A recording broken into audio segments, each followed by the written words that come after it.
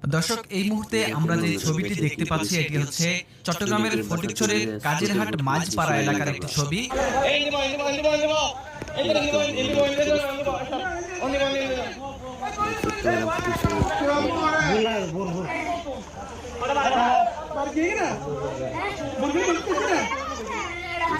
যেখানে আমরা দেখতে পাচ্ছি একটি ছেলে বন্যার পানিতে ভেসে যাওয়া থেকে বাঁচার জন্য একটি বিদ্যুতের খুঁটি জড়িয়ে ধরে রয়েছে এবং তাকে উদ্ধারের জন্য স্থানীয়রা বিভিন্নভাবে চেষ্টা করছে। আমরা যতটুকু জানতে পেরেছি যে এই ছেলেটি একটি মাদ্রাসার শিক্ষার্থী এবং বন্যা পরিস্থিতির জন্য তার মাদ্রাসা বন্ধ হওয়াতে